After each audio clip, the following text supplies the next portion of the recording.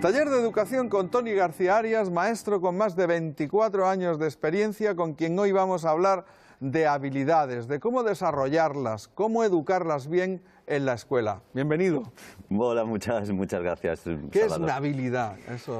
Una habilidad, digamos que es una aptitud para desarrollar con éxito cualquier actividad en la vida, ya sea física, intelectual, social. Por ejemplo, ¿qué habilidad? Mencióname alguna. Habilidades, pues mira, por ejemplo, habilidades motrices, existen las habilidades motrices. En el ámbito educativo, pues alumnos que tienen muy buena capacidad para realizar deporte. Tenemos habilidades cognitivas, el análisis de situaciones, la objetividad. Tenemos habilidades sociales, que son muy importantes, pero que la escuela no trabaja del todo como debía de trabajarlas, como por ejemplo la asertividad, por ejemplo la resiliencia. Son habilidades que podemos desarrollar en nuestro alumnado, en nuestros hijos. Pues vamos a hablar una a una de todas ellas, por lo menos de las más importantes, ¿no? Por ejemplo, para ti, ¿cuál es la habilidad principal? Para mí, fundamentalmente, yo creo que casi todo estaría en el ámbito, mucha parte de las aparte de las habilidades motrices, que ya son muy específicas, pero en el ámbito, en el resto de las cognitivas o las sociales, yo creo que la capacidad de desarrollar el lenguaje de manera comunicativa eficaz, yo creo que ese es el éxito. De hecho, fíjate, muchos de los problemas de agresividad que tenemos en el alumnado es por su incapacidad para comunicarse con el resto para verbalizar su situación. Cuando un alumno se siente frustrado por la situación que sea, ya sea en un partido en el patio o ya sea en clase por cualquier razón con un compañero, si no es capaz de verbalizarlo, analizarlo y expresarlo, digamos que su primera reacción es la violencia o física o verbal. Entonces, para mí y eso evidentemente es función de la escuela, ¿no? O por lo menos también de la escuela, aparte de la casa, ¿no? Sí, por supuesto. Aparte de la casa, que tiene que desarrollar, pues... Claro, el ejemplo, ¿no? En casa a lo mejor el ejemplo es lo más... Efectivamente. Nosotros más estrategias, en casa un poquito más el ejemplo. Y yo creo que en el colegio es fundamental desarrollar esas capacidades comunicativas del alumnado para conocerse a sí mismo y poderlo transmitir, como también para poder, lo que comentamos en el taller anterior, la oratoria, poder comunicarse de una manera positiva, yo creo que es fundamental y no lo estamos desarrollando correctamente. Otra de las habilidades que a mí siempre me llama mucho la atención y creo que, bueno, que de hecho no hace tanto tiempo que se definió, ¿no? Que es la capacidad para aguantar situaciones de estrés, la resiliencia, ¿no? Hablemos un poco de ella. Sí. A ver, hoy en día es básica esa habilidad, el desarrollo de esa habilidad, porque hoy en día nos encontramos con frentes abiertos muy importantes para el ámbito educativo, ¿no? Las influencias que tienen los menores son enormes. Yo lo hablaba precisamente estos días en las redes sociales, donde una persona me decía que la adolescencia siempre ha sido la adolescencia. No es cierto, la adolescencia de hoy es muchísimo más problemática. No digo los adolescentes, digo la adolescencia. Es muchísimo más problemática que nuestra adolescencia, porque ellos tienen influencias muchísimo mayores. Entonces nosotros tenemos que intentar desarrollar esas habilidades para poder enfrentarse a situaciones frustrantes o a situaciones dolorosas con las que nuestros alumnos y nuestros hijos se van a enfrentar, ¿no? La muerte, cómo enfrentar la muerte, cómo enfrentar el miedo a un fracaso, cómo enfrentarse ante un suspenso, ante una posición suspensa después de todo un año trabajando. Todo eso son habilidades que se pueden fomentar y se pueden desarrollar. ¿Y la asertividad? La asertividad es fundamental. Fíjate, en España podríamos decir que no hay prácticamente asertividad. La asertividad podríamos definirla como la capacidad para defender tu punto de vista de una manera sensata, coherente y sin violencia, sin cabrearse con correcto, ¿no? Correcto. Sí. ¿Y sabes lo que pasa en España? Que nosotros no utilizamos casi nunca esa habilidad. Yo tengo un compañero que siempre dice una cosa muy interesante, que es que en España siempre protestamos en los bares, pero no en los tribunales, que es donde hay verdaderamente que protestar.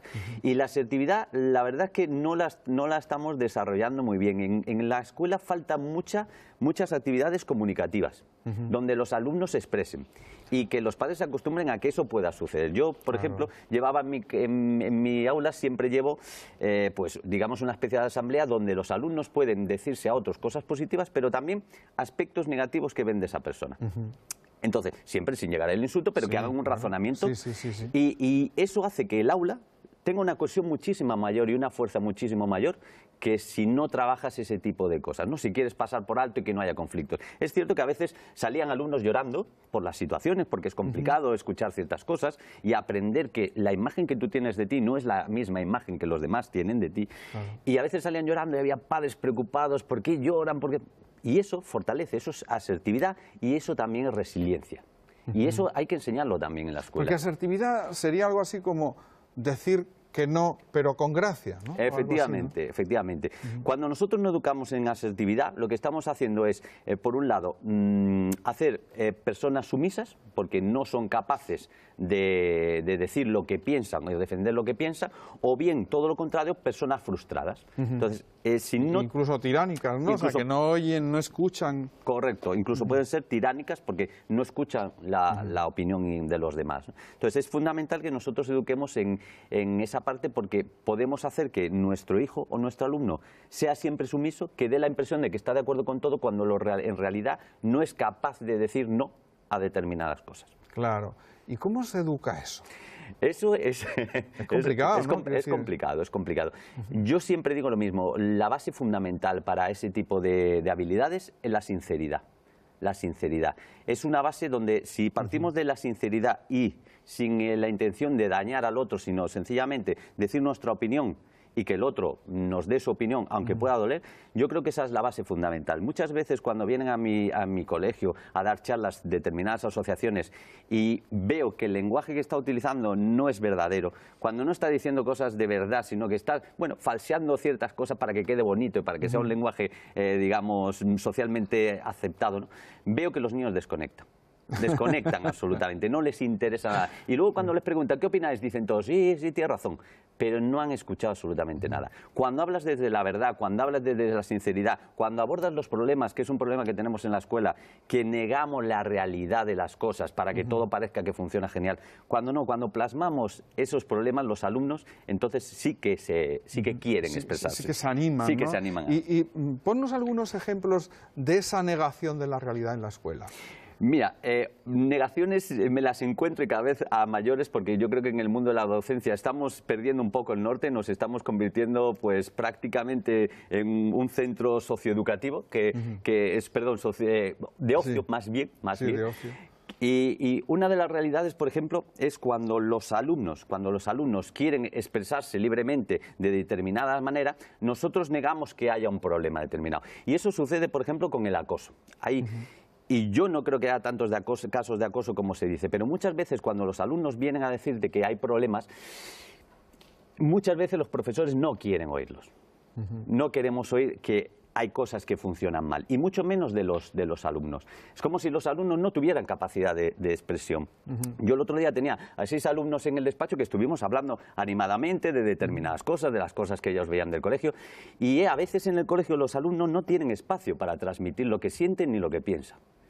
Entonces, partiendo de ahí, estamos ya partiendo de que estamos falseando una realidad. Si nosotros no partimos de las necesidades que tiene un niño, tanto emocionales como de aprendizaje reales, entonces, ¿para quién estamos educando? ¿Para qué estos currículos? ¿Para quiénes van dirigidos? Si no van dirigidos hacia ello. Y la educación emocional, eso es también, o sea, se puede desarrollar esa habilidad, ¿no?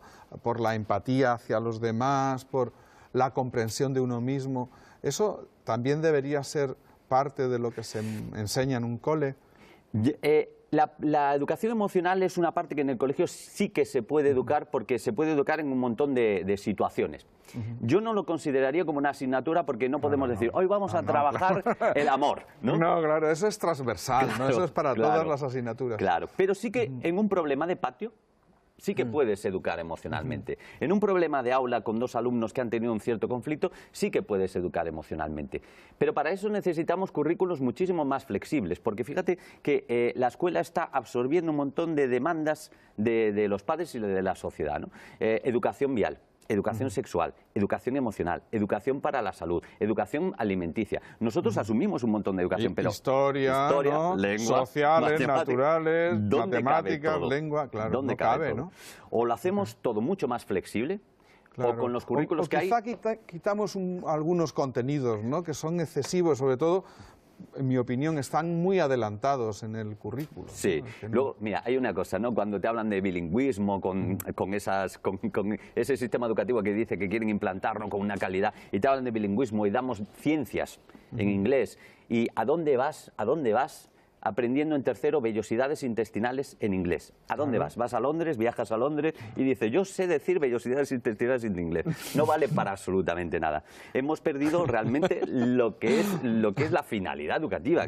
Y en inglés es la comunicación, saber hablar, saber escribir, pero no saber ciencias, no saber lo que es una mitocondria en inglés, ¿no? Entonces, tenemos un currículum que hay muchos contenidos que hay que eliminar de raíz. Hay que eliminarlos.